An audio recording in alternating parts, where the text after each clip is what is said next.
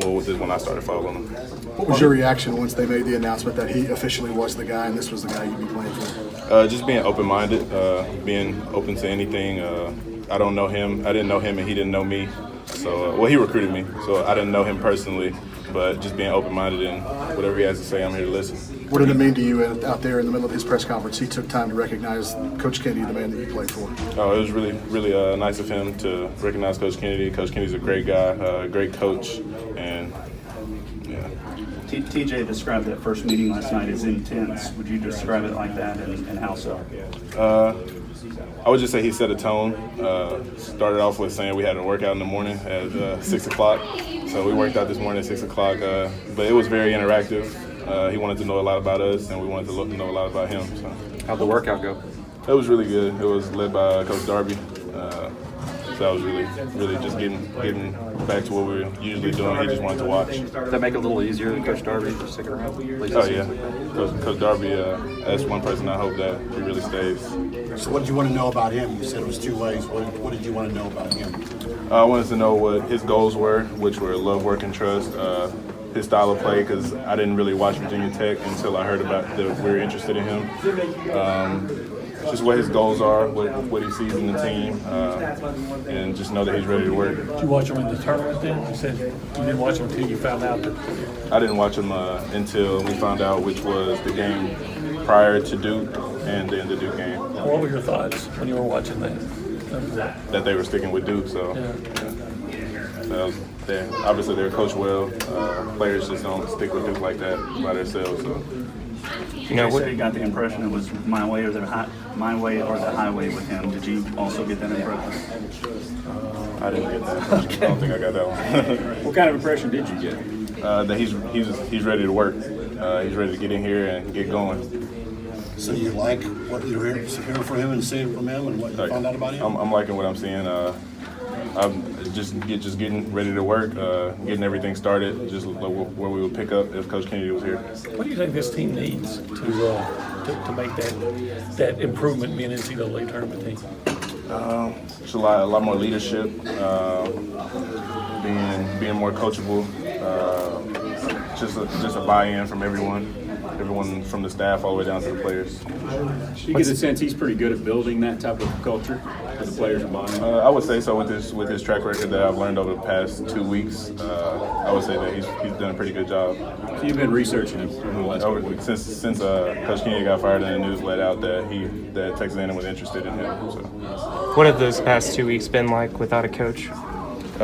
Coach Darby's been our coach since then. He's been doing a great job. He's been doing a great job since I've been here, and like I said, I just hope that he's not one of the guys that gets let go. Savion, how did you hear that Coach Williams was the guy that A&M might be looking at, and what was your reaction when the first time you heard that? I kind of couldn't believe it that Coach Kennedy was getting fired. Okay. Because I felt like he would be here for a while, and with his contract, he still had 2 or 3 more years. So I just felt like he was going to be here as long as I was. So just when it happened, I was just open-minded. Change is challenging, but I was just open to it. What's kind of the whole? I just got in on this. What's the excitement level of the players with Buzz coming in? The excitement level is, I would say, it's pretty high. He came in last night at the meeting with a really high energy, and he sounded like he was really ready to work. So do you think you have to change anything? Do you think you have to change anything in your game on or off the court? I don't think I have to change anything. I haven't met with him personally, so I don't really know what he wants from me individually or from my teammates. So I don't think I have to change anything so far. What have you learned over these last couple weeks researching him just about how creative he's been offensively, especially being able to use an undersized 4 or a 3 guy like yourself? Just over the past 2 weeks, I was watching his big man at Virginia Tech was like 6'8", so he wasn't really that big, and that's kind of like our team was this year. Josh Nebo and Meck were only 6'8", 6'9", on a good day. So just looking, this is kind of his style of play, so I'm pretty sure he'll try to get the same style going. Is a ceremony like this, is there some bittersweetness to it because it's so soon after your coach got fired, but they're already bringing a new guy and celebrating? Is it a weird mental transition for the team? I would say for some of us, I was really close with Coach Kennedy. He recruited me, obviously, and just being close with Coach, not just on a basketball level, but like a family level. I feel like Coach Kennedy was one of my uncles, or maybe a second dad to me. He really taught me a lot of things, and I'm just ready to see what Coach Buzz is going to teach me. Have you reached out to Billy about Buzz and got his opinion? I have not yet. When you were watching those games, like the Duke game, and watching their style of play, were you anytime thinking, hey, I can see myself fitting into this, or that's the kind of style of play I want? Any reaction to that? I wouldn't say trying to put myself in their shoes, but I was trying to see what his little twist was going to be that he would put on our team and our program. Really just coming in with the open mind, just whatever he has to say, and just being open to that and doing whatever he says. What do you think the biggest change is going to be under Buzz? Can you tell yet? I would say Coach Kennedy is a real mellow guy, and Coach Buzz is very up-tempo.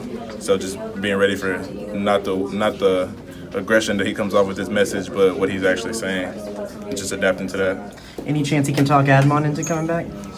I didn't hear anything about Admon leaving, so I don't think. Okay. Is it, even though you guys are back, is it you get a sense that you have to reprove yourself, so to speak, with a new guy coming in like that? I don't think we have to reprove ourselves. He's coming in. I'm sure he's going to be watching film. I'm sure he knows something about us, and I don't think that he'll make us change a lot, especially if the players that we've been growing up being since we were 8th and 7th, 8th grade. So I don't think it'll be a big change. What's going through your mind while you're sitting out there, just during the whole ceremony? Just listen to what he has to say. If he has anything to mention about us, what his goals are on the program, how similar it is to the message he gave us yesterday in the meeting. Just little things. How can you really build